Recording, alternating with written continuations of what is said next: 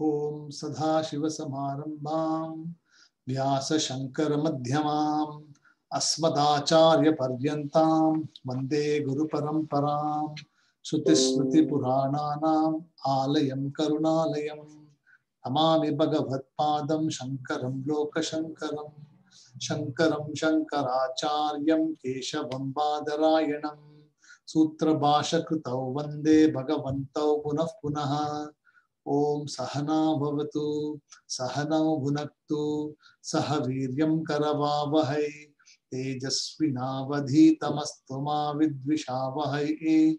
Om Shanti Shanti Shanti. Chaitanyam Sarvagam Sarvam Sarvabhuta Guhashayam Yat Sarva Vishayatitam Tasmai Sarva Vidhe Namaha. So before the Navaratri start, we completed chapter 8 of this text, Upadesha Sahasri. It is called Mati Vilapana Prakaranam, where there is a dialogue between the Atma and the mind. The Atma talks to the mind, and there is a dialogue where the Atma clearly says that I do not have any partaking with your activities to the mind. Right? Because the mind is operating in a anityam, the mithya world. Atma is in a different order of reality. So those two cannot come together. That's why there's a distinction between the two, and which was evident in the last class. Now in this chapter, it is called Sukshmata Vyapita Prakaranam. Sukshmata Vyapita Prakaranam, which is chapter 9.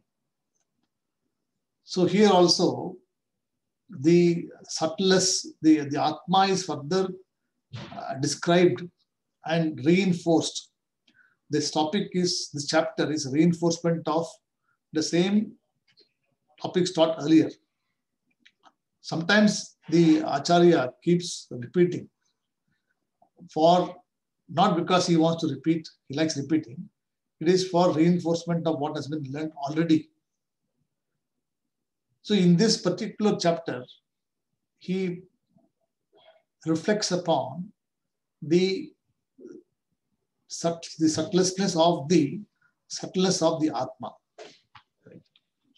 So how Atma is so subtle that it cannot be perceived, it cannot be known in any other manner other than Shastram is the only method of learning this truth. And this particular text is actually meant for the mumukshus who are already has some knowledge of the Shastra. It is not for somebody, a beginner. Someone who has already been studying Shastra for some time has got an introduction about various different texts, has been doing Shravanam for some time with the teacher, has also been doing Mananam at their own time. And this particular text is actually for Nididhyasana. So this particular text here is to reinforce habitual errors. So Nididhyasanam, when you say, is any habitual errors which person have. Occasionally we will have some errors of perception, of understanding. Sometimes we go astray. So the Nididhyasanam or is required for every person who is a mukshu. So somebody will ask, why do you study Shastram when you already know all the topics? When you already know everything, why do you want to learn further? You can just stop. Shastram says if you stop, you will again go back to the old habits. Because it is just like, when you stop chanting Purusha Suktam for 5 years. You read a book. Correct? You read a book to refer to the words, how to chant. You may have learnt it properly for many years. You've been chanting for 20 years. And you decided taking a break for 5 years, saying that, okay, I think I already know all of them. I want to take a break. And you don't practice at all. So in such a case, the Purusha Suktam is forgotten. All Suktams are forgotten because you know, but the thing is, you are not confident anymore of chanting by heart. You're not you need a book. Correct. So to avoid that book repetition, to avoid having that, the whole thing has to go into your mind. And the text has to be turned in the pages of the mind, not physical book. So when you recollect in the mind, the pages are turned, and then you recollect the different topics learned before. So that is the purpose of Nididhyasana. So the Suksham refers to the subtle nature of the Atma, very, very subtle. And Vyapitam means the pervasiveness. So Vyaptam means pervasiveness. So that which pervades the entire thing in a very subtlest manner is being discussed here. So the essence of the topic is Atma is the most subtlest of anything. It is not something which can be easily understood by a layman. If somebody wants to understand the Atma, it is not possible for a layman to just get a book or just start studying from where he is starting and know what the Atma is. It's not possible. So it is to meditate upon, to contemplate upon, this chapter has been introduced. Because in the 10th chapter onwards, the first 9 chapters talks about this. The 10th chapter onwards, he takes up a different topic. Then he starts to elaborate on other aspects of what needs to be done by the mumukshu. So Sukshmata Vyapita Prakaranam. So the name itself is coming from the first verse. So you see, Sukshmata Vyapite Nye. Correct? So usually the author gives a topic depending upon the verse which is appearing in the first section. So it says here. So let's look at this one.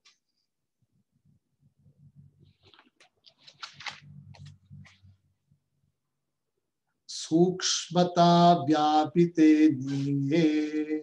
Sukshmata Vyapite Nye.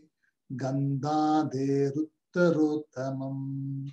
Gandhaderuttarotamam. Sukshmata Vyapite Nye.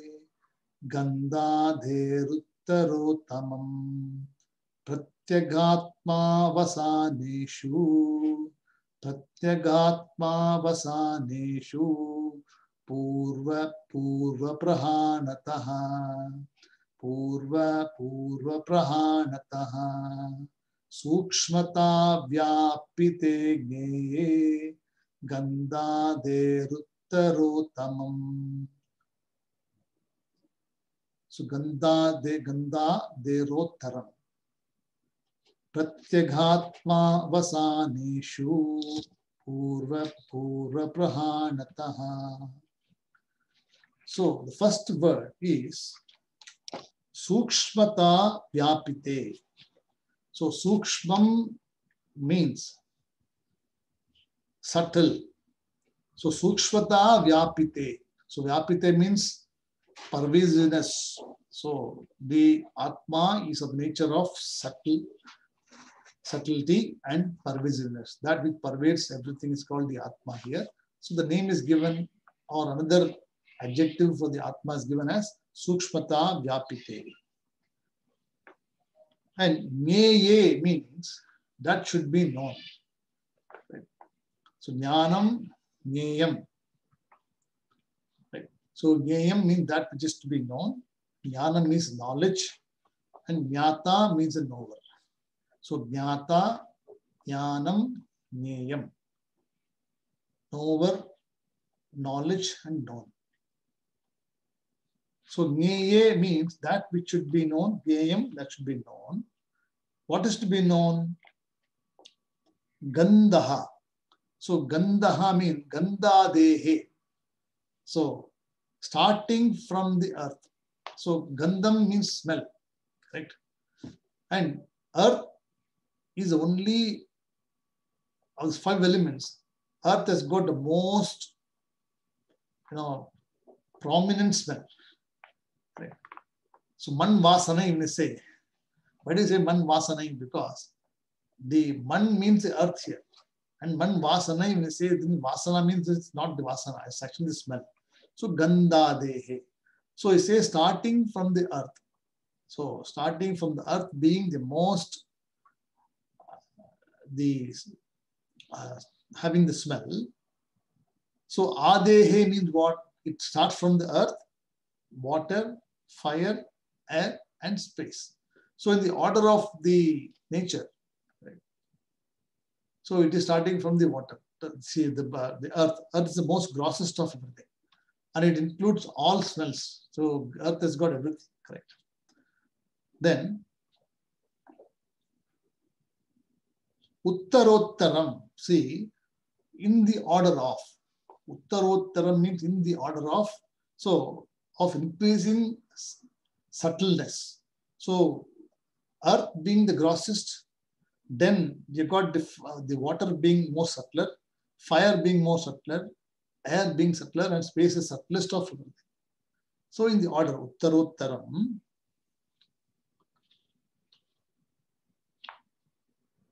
Pratyegatma avasaneshu. So Pratyegatma avasaneshu. So Pratyak Atma means the innermost self. And avasaneshu means culminating or one arriving at the ultimate most self. Culminating innermost self or arriving at the innermost self. So Pratyegatma. So Pratyak means inner and Atma means that which is the innermost self is called. So Pratyegatma. It's another word for Atma. So innermost self, Pratyegatma. Purva Prahanataha. So Purva means what? By the negation. So Purva Purvam negate Prahanataha means negation of the entity. So how do you do is take the earth, understand it has got the grossest. Then from there you go to the next level, which is the water. Then from water, fire, air, and space. Finally, all the 5 elements are being resolved in Pratyegatma avasaneshu. So all the 5 elements are being now resolved into the Pratyegatma. So there is really nothing outside something called space other than the Atma. Atma is the one which is manifesting itself using the upadhis, using the Panchabhutaha, and is appearing as the 5 elements. So when you see the 5 elements, you do not see the 5 elements as different because these are also present in one's own self.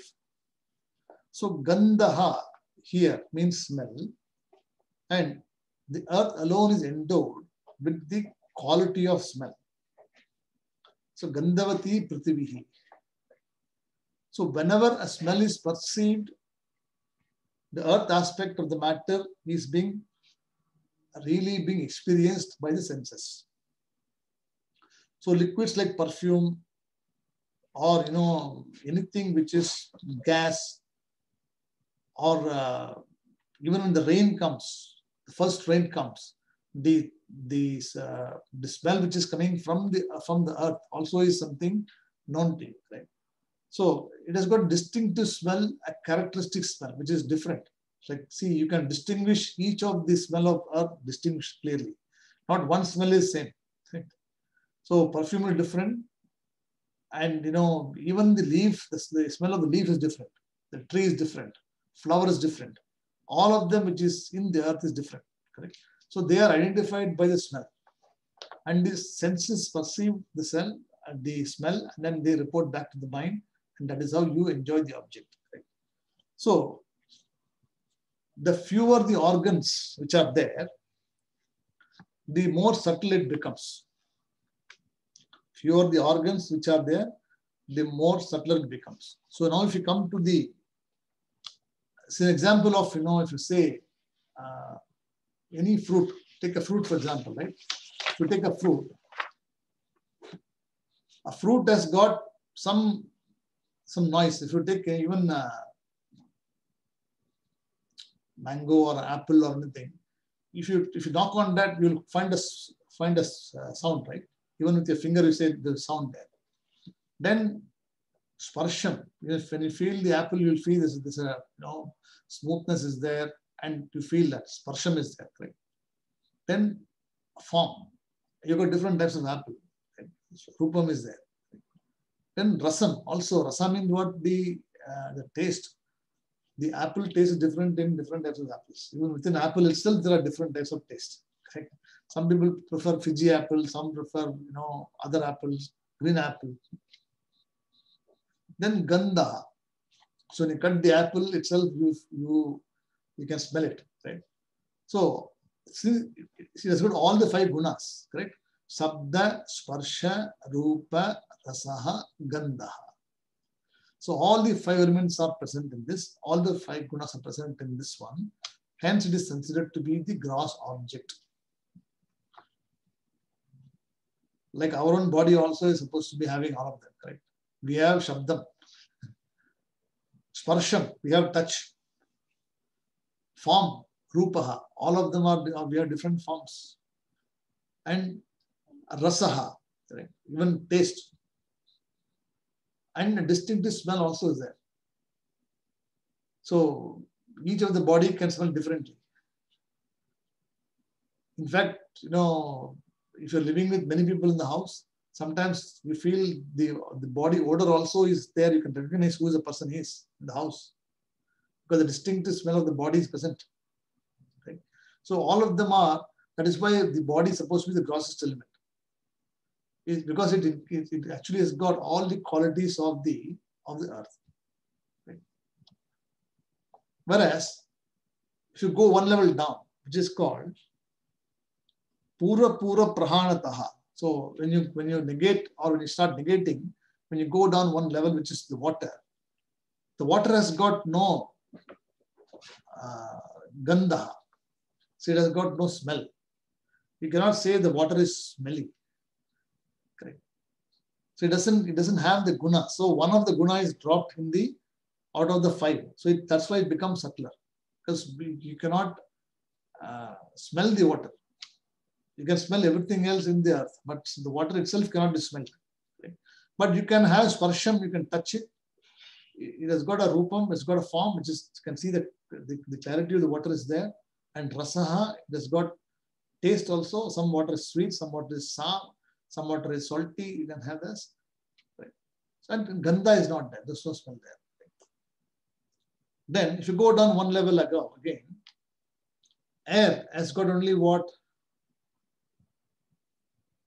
So the fire being next is fire. So after the fire, okay. So fire has got only shabdam, sparsham, and rupam. So this is Tattva class, okay. Remember. So what the author is trying to do, he is trying to make us remember all those things which you have learned before. Right? So he says this is how you have to understand that the grossest element which has got the 5 is called the grossest one. All the 5 gunas are present. Next is the 4 gunas. Next is 3 gunas, correct? So fire has got only shabdam, sparshaha and rupaha, right? It has got no rasa. You cannot taste the fire. Even if you take the burning fire ash and put it in your tongue, you cannot taste it. You can only burn. You can feel that, that the taste you will feel is of your tongue burning, correct? It has got no taste of its own. And even fire also doesn't smell. The fire smells or smoke because of the contact with the object. Right? So if something is burning, wood is burning, it actually takes the smell of the wood. The wood smell is actually being transpired by the fire. The fire itself doesn't have any taste. Right? So it is more subtler than the water. Right? Then air has got only 2, shabdam and sparsham. So Shabda means what? The air, you can see the sound of the air. When the air moves, you can see, you can hear the sound of the air moving, vayu. And sparsham, you can touch and feel, like you feel cold air coming, a hot air coming, you can feel it, right? But you cannot actually smell the air. You cannot touch the air, right? And there's no form for the air also, right? So there's no form also. So shabdam and sparsham are the only two things available for the air. Then the last one is the earth, the space, correct? So space is thus, that is subtlest most, because it has got no sparshaha, it has got no rupaha, it has got rasaha, gandhaha, correct? So the space is the subtlest of all of them. So in the order of reality, if you just keep removing, that's why it says here, purva pura prahanataha.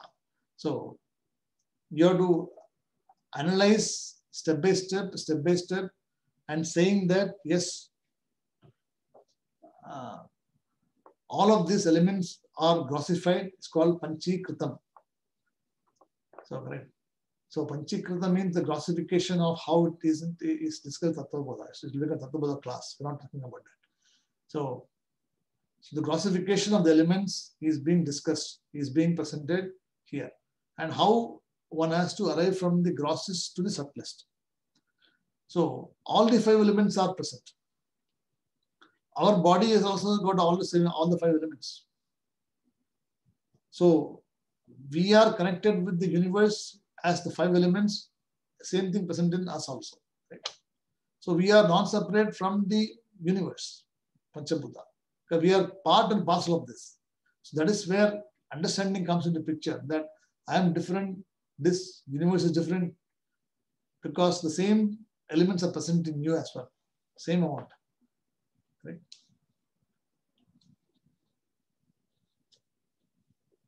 So that's what it says here. That so when asked a question, why do you want to know this again? It says it is possible habitually that one can make a mistake, one can forget it. So to remember this topic again, he says that you have to shift attention or to collect what you learned before, to shift your attention from the gross to the subtle, to subtlest, to subtlest. That's why it's called Sukshmata Vyapita Prakaranam. So Sukshmata Vyapita means what? That to arrive at the subtlest most part, one has to understand the gross elements first, then the next level gross level, then you come to the final one. Correct?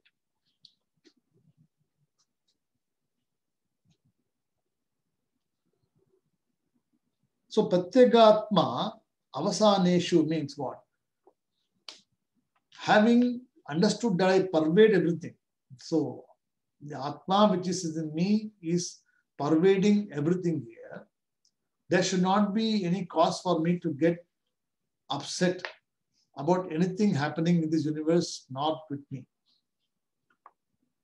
Because it is Atma itself doesn't get affected by any change in the environment or anything. Atma is not affected by anything. So he says, understanding is very important. So Pratyagatma Avasaneshu Purva Pura Prahanataha. See, Taittiriya also Tasma etas adhatmana akasha sambhutaha akashad vayuhu vayo ragnihi agnirapaha adbyah prithvi prithivya oshadayaha oshadibhyo annam annat purushaha. So Taittiriya Upanishad also says same thing. Right? So in the order. So order is very important. You cannot mix the order, because it is the order in which it is created. The creation, manifestation happens. The same way also, it also disappears. Right? So the space is the last one to disappear or to get resolved. So earth is the first one to go. After that, everything will go. Right? So I pervade everything. There's nothing that can exist without me. So this is the truth which is being expressed in this first verse. Sukshmata vyapite ge gandhaderuttarottaram pratyaghatma vasaneshu purva purva prahanataha. Then, in the next verse, he elaborates the same thing at one level down. So he says, Sharira Prithvi Tavyat Bahya Pramanataha Bahyat Pranataha Amba Vadini Chattat Tatvani Amba Vadini Chatatvani Tavat Jneyani Krishnashaha. So Sharira means related to physical body. Sharira means physical bodies or related to the physical bodies. Prithvi, gross. So Prithvi we saw before, correct? So Gandha Dehe, Uttarottamam we saw, Uttarottaram we saw. So Prithvi is a gross aspect. Tavad means Tavat Yavad. So Tavad Yavad Bahya Pramanataha. So the word, you see the Tavad Yavad Bahya. You have to break it into three. Tavad Yavad Bahya. Three. So Tavad means that much. Yavad means as much. So that much, as much. Bahya Pramanataha. So external in size and proportion. Pramanataha means size and proportion. So what he says here is, just as the outside elements are there, the Panchabhutaha, the same way Shariram also is related. We are also have the same function, same amount of, the elements in the body also. Right? That's what it says here. So whatever you see there outside, that much, as much also we have. So in a way, he's saying that we are not different from the Panchabhutaha. Our own structure is the same as the Panchabhutaha. Right?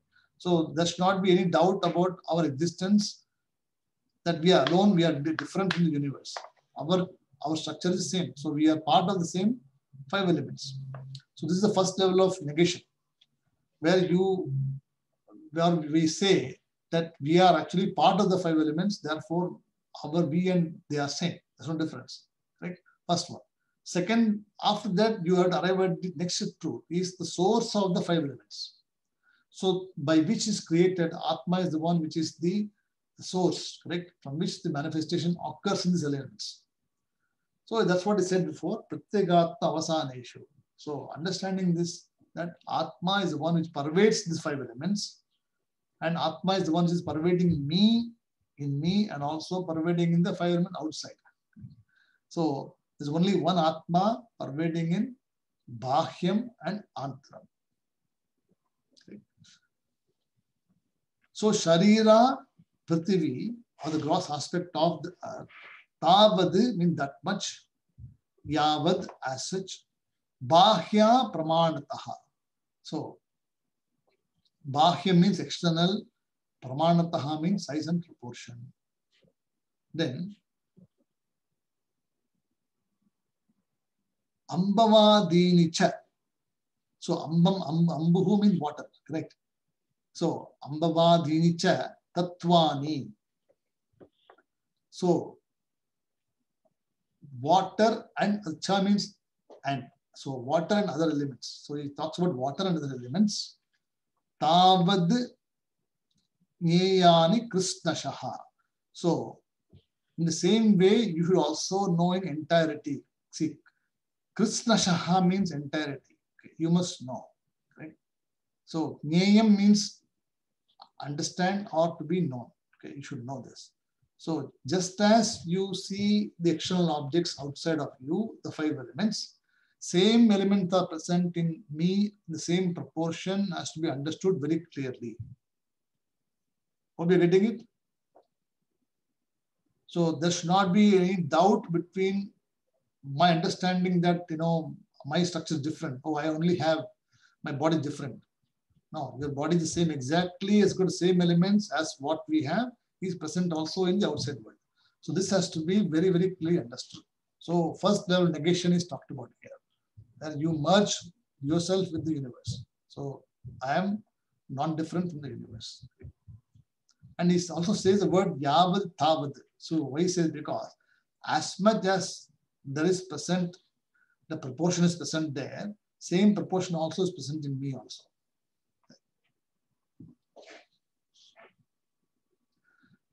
For example, it is said in the Shastram that this entire prapancha, 75% of this whole thing is mainly water only. 75% of the entire Srishti, whatever you see the earth, is present in water only. The remaining 25% is only land. Everywhere you go, you see water only. Right? Same way, when the water gets dried up, what happens? Same way in our also physical body also, when the water gets dried up. See, our own body is shaped by the amount of water we have in the body. So the bulginess or the leanness or whatever is there is depending upon the water, right? Number of water. So the nature of elements is the same for both the outside universe and the inside also. Right? So when the weather is extremely hot, the water dries up and it becomes again, water vapor, and again it pours again back, right?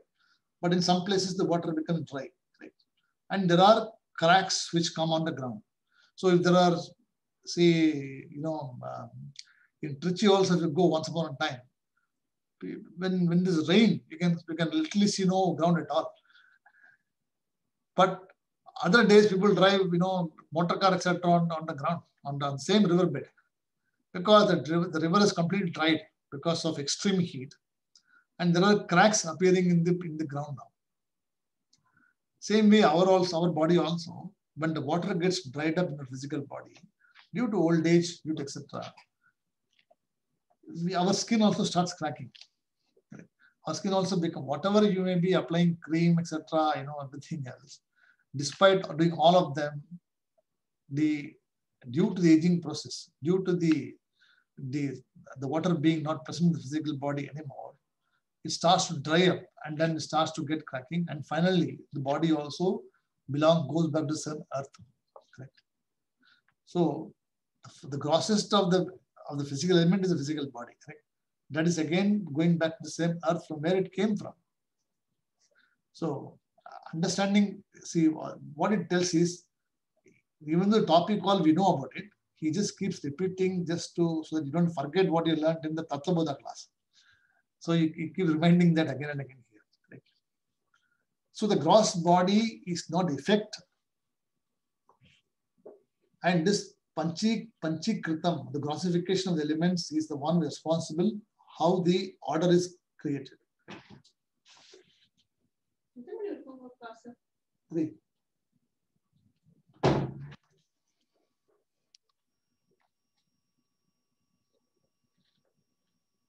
So, Ambava Dhiniti Tattvani. So, Tattva means this knowledge. So, this knowledge about the water being present in the outside world is present in me has to be understood. Tavat Neyani Krishnashaha. So, Krishnam means enlightenment. Krishnam means knowledge. So, or understanding is very important. This is what it says here. So you have to shift your attention from Annamaya Koshaha. So Annamaya Koshaha is the physical body, correct? Shift attention from Annamaya Koshaha.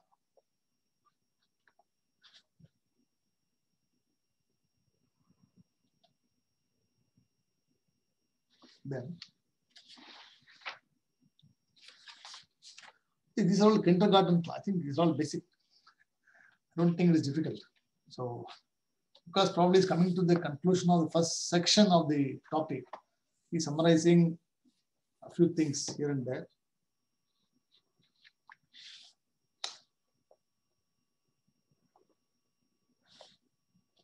Vayavyaadinam yatottattehe purvam kam sarvagam tatha ahamekas sada sarvachin no ahamekas sada sarvaha chinmatra chinmatra sarvagodvayaha. So chinmatraha sarvaga advayaha. So sarvagodvayaha, you have to break it as sarvagam advayam. Chinmatram sarvam sadha ahamekam. So all the words down there is given as what aham ekam. I am one. I am the only one. I am sadha, always. Sarvam means I am present everywhere. I am the completeness. Then chinmatram. So I am chinmaya mudra, chin nature of chit, consciousness. Sarvagam, that which pervades everything. Right? All pervading, and advayam, non-dual. So the word ekam, sarvam, chinmatram, sarvagam, advayam lists the 5 attributes or the adjectives for the word Atma. So the one, non-dual, all-pervading, pure consciousness. So ahamekam means the one, only one. Sadha means always. There is never a time when I am not available. When Atma is not available, you cannot say Atma illa pa. Atma is always there. Even when you say it's not available, you say is also Atma is the one who is saying that it's not available. In the presence of it only, that word Atma is not available is being reflected. Right? So Atma is always there, you can never negate it. Even if you want to drop the Atma also, you cannot drop it. We saw before, correct? Even if you want to say that I don't want to be talking about Atma, you cannot do it. Neither you can take up ownership in between. See, so now I'm going to take up ownership of the Atma. Atma is always there. You cannot take up ownership as a new thing. Neither you can drop out also. So it is, you are stuck with it. So understanding this, that I am going to be there always, is called Sadha. And Sarvam in entirety. So not in entirety I am full, I am present. Sarvam. And Chinmatram. So I am present as the pure consciousness. Sarvagam, that which pervades everything, is called Sarvagam. Right? So Chaitanya Sarvagam Sarvam Sarvabhuta Guhashayam. Right? First word itself. Chaitanyam Sarvagam Sarvam Sarvabhuta Guhashayam Yat Sarva Vishayathitam Tasmai Sarva Vidhe Namaha. So the opening verse is being repeated here for remembrance. So that in case you don't know the opening mantra, forgotten about it, it is said here. Chaitanyam is the nature of Sarvagam, Sarvam, Sarvabhuta, Guhashayam. And Sarva Vishaya Atitam, which is not mentioned here, but I can add that also here. So Ahamekam, Sada, Sarvam, Chinmatraha, Sarvagam, Advayam, non-dual. Correct. So what it says here, Vayavdinam yata utpattehe means before the creation of the air. So Vayav, see, Vayav Adhina means what? Air, etc. Air, fire, etc. Yata utpattehe means before they were created. Purvam kam sarvagam tatha. So Purvam means before. And kam means the space. Sarvagam, it is pervaded. So this Atma or the pure consciousness had pervaded entire thing even before the air was existing, and Adina means air, all the elements. So Adi means you have to add all the other elements. Then Kam Sarvagam. Kam is given space here because why Kam is given important? Because space is the subtlest one. See, space is something which you cannot negate. But difficult. Because even in the Bauddha Madham also, they accept space as something which is they cannot negate, they can't accept it. This, please, I can accept everything else, but space, we leave the space alone. We cannot negate space because in space only we are there. So space is the subtlest thing. How can you negate space? Shastram says that the same space which you talk about is not available in deep sleep state. Right? So the space was supposed to be Nityam, Sarvam, Sarvagatam, here talks about, and Advayam. It should be there also available for recognition in deep sleep state. But when you are asleep, you don't even know that you are in space. You don't even know you are existing, first of all. So the existence or the knowledge of yourself is not there. Neither the knowledge of space is there, neither the knowledge of the five elements is there. So we cannot accept your theory that space should not be negated. Okay, this is what Acharya says. Because if I had to negate it or accept it as truth, then I must be available to experience space all the time. In all three states of experience. But I am able to experience space only when I am awake, when I am in dream state, because you can see I am in space. You can say that. Or give me space, we talk about it, correct? Or in dream also you got a view that you are operating in space because all the Karpanai Kudare which are running, the dream horse, Karpanai Kudare order them. That is all because running in what? In space only. There is a road, there is a tree, there is some place, somewhere you're running. And there is a space being created in the mind where you are actually running your imagination. Right? Whereas in deep sleep state, you do not have any of these things. You do not have the knower, you do not have the knowledge, you do not have the process of knowing also. All the three is not there. There's no space also is not there.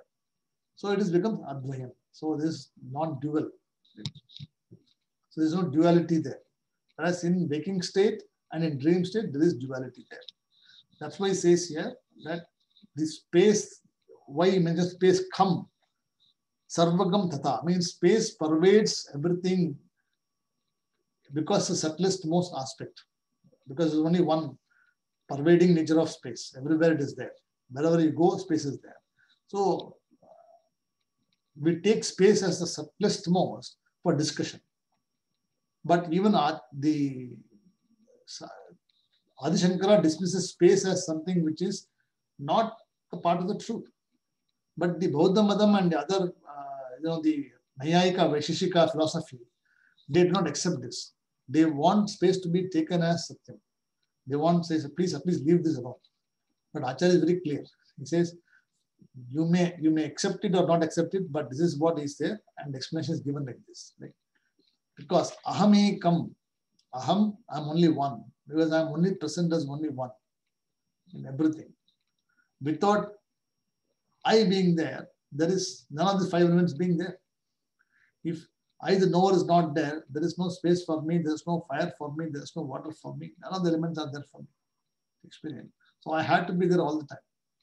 But I am present as what? As Chinmatraha. I am present as consciousness only. And Sadha, always in all three states of experience. So Sadha indicates what? All three states of experience. I am present in all three states as only one, Ekam. And Sarvam, that which pervades everything, I am in entirety, Sarvam. Sarvagam, I pervade every thought, everything which is there. Even deep sleep also, I am present as the consciousness itself. How do you know? Because you are able to recollect in the morning, you are able to tell about your sleep. Yes, I was there. I slept well, I did sleep well.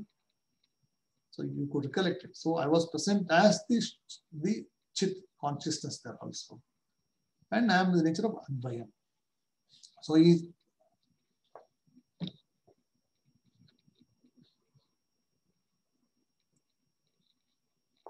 so it's only one entity which is being described here. Correct? So only one entity. So example given in the Vedanta is a clay in the pot. Gata Bhashyam is given there. Correct? So the pot and the clay, the pot is only a form. Adi Shankara has got a very, very beautiful way of dismissing everything as Nama Rupa Karma Itam Jagat. Nama Rupa Karma Sahitam Jagat. So all of this in this universe can be reduced to Namaha, name. Correct? And a form. Correct? Nama Rupaha, form. And then Karmaha, function. So if you take example of a table in your house where you're writing, table is a name. It has got a form, 4-leg table, 3-leg table, oak table, timber table, all the table, glass table, everything is there. And it has got a function. It helps you to write, it helps you to sit or take some notes. So every object in the universe can be reduced. Even our own physical body also can be reduced. Understand that, correct? So you've got a name, you've got a form, you've got a function. So what do? We do karma. Physical body, we do karma. So our own physical body, which is the most dearest one, from which we identify everything else, can be reduced to this. This is what is all Jagat. That's all it is. But he says this Jagat itself is illumined by the consciousness. This Jagat is illumined by consciousness and which is of the nature of Advayam, Sarvagam, Chinmatraha, Ekam, Sarvagam. So all this is to be understood here.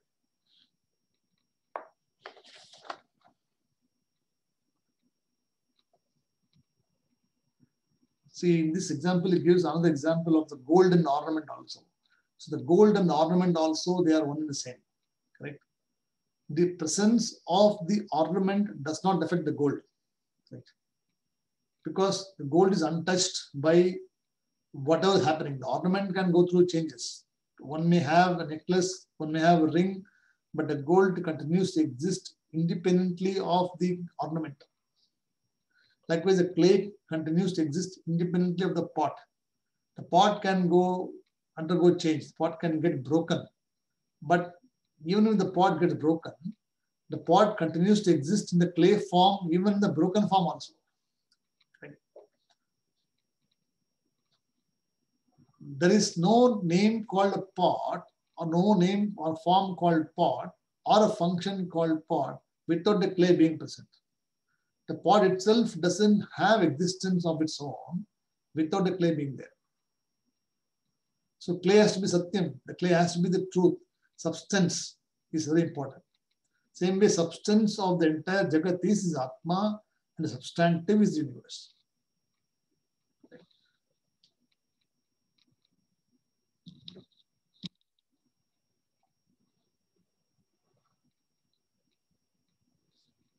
So far, is it clear?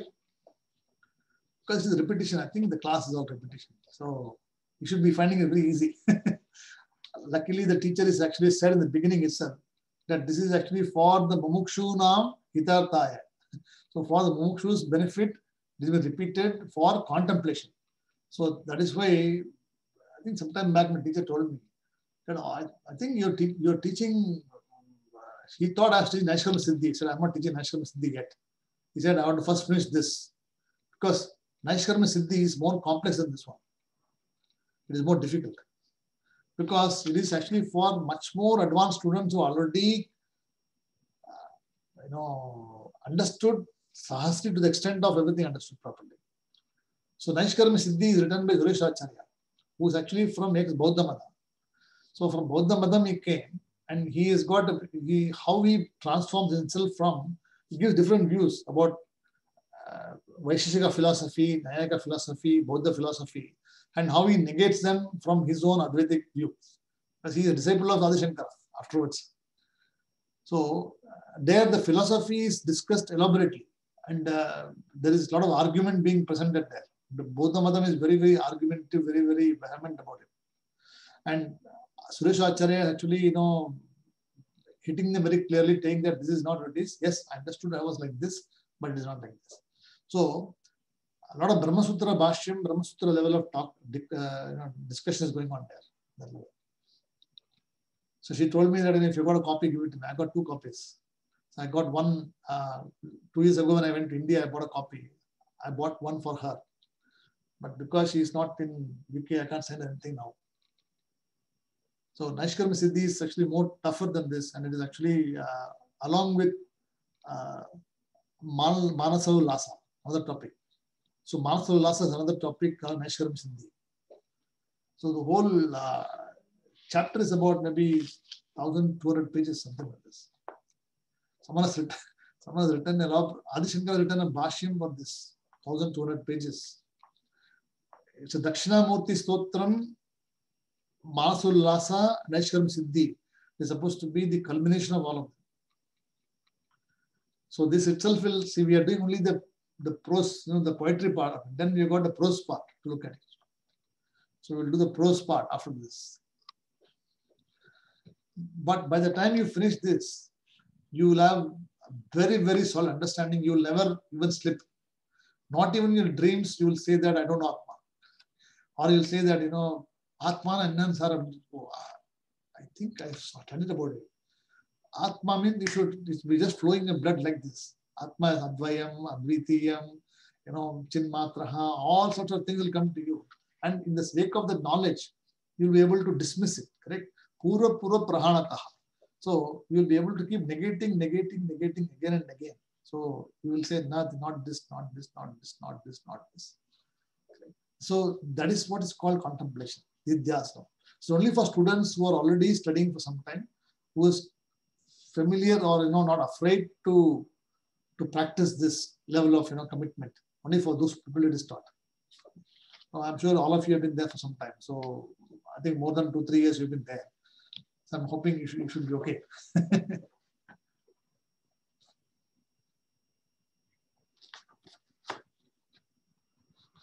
So next one. I think before I start next one, I will probably stop here because I think somebody came and asked me what time I'm finishing. So this verse will take me some time to explain. But I'll give you this is gist of it, the number 4. So he talks about Brahmadhyaha Stavarantaye Pranino Mama Puhu Sprutaha. So Brahmadhyaha means what? From the Brahma Adi, Stavarantam means those people like all this plant, etc. All of them, Ye Pranina Mama. So all the animals, Mama means me, correct? And Puhu Sprita, Puhu means physical body, correct? Puhu means body, correct? And Mama Spritaha. So I am present, or they are considered to be mine. So from Brahmaji to all the Praninaha, I am the one present in everything. Okay. So even Brahmaji also, you say Brahma Loka also is what is mine. Indra Loka also is mine. Any Loka, any Devi, Devata also is mine. So I am present in everything as me. So this is a very, now the Acharya takes us to a little bit higher level, saying that, oh, you have taken all these things, elements, etc., fine, etc. But you may have a doubt whether Brahmaji is different. No. From Brahmaji to all the Praninaha, Maspritaha. So I am present in everything. Correct? So all the creation to the immovable creation. Stavarantam means what? Immovable creation. Immovable items. Stavaram, Jangamam, Vyaptam. In fact, in the Guru Stotram, there is Stavaram, Jangamam, Vyaptam, Yatkinchata Characharam, Tatpadam, Darshitam, Yena, Tasmai, Shri, Gurave, Namaha. So Stavaram, Jangamam, Vyaptam, Yat Sarva, Yat Characharam, Yatkinchit Characharam. So Charaha, Acharaha, that which is movable, immovable, from Stavaram, Jangamam, Vyaptam. So everything, Tatpadam, Darshitam, Yena. So I see, Tat Padam means what? The meaning of the Tat is being seen in all these things as Tasmai Shri Gurave Namaha. So the Guru is being seen. Who is Guru? Guru is not Bhagavan. So Guru is another than Bhagavan. So Guru Brahma, Guru Vishnu is being related there. The same thing. So we look at this meaning. Then he says, Kama Krodadayo Dosha Jayaranne Kuto Anyataha. So there is a question of, when I have this kind of philosophy, there is a question of getting anger. Like, Kama Krodha anger. See, when you are different from everybody else, kamam, krodham is possible. When you are present in everybody, how can you be angry with somebody? Or how can you have, desire for something? Because the desire itself is present in everybody as you. So that is what he wants to explain. And we will spend some time next class to look at this meaning, because there is some reference to the Ishavasya Upanishad here. So I'll quote some other references for you next class. Okay. Is it clear? Anyone has got any questions in this class so far? Subbu, you have taken all notes in your iPhone? Yes, I'm doing my best. I think you should upgrade technology, Subbu. You are pretty still old. I think you should change the technology. Get an iPad or Android, something like this, where you can multitask. Yeah, I'm typing out in my notes only. Yeah, correct. I'm doing that. Yeah, not because handwritten. Because your audio, you're not present on camera. So I would like people present on camera, because at least it's more like a live class. Otherwise, it's like a audio class. Okay. Generally speaking, Vedanta one should be present in person. I mean, that is the tradition. See, the tradition is like, if you go to any Gurukulam class also, you cannot say I'm standing outside the door and then listening to the class. You have to be sitting inside the class. In fact, they will lock you down. When you go to the Gurukulam, if you come late by 10 minutes, the door will be closed. After that, you cannot enter the class. You have to sit outside there and listen. You can't hear anything.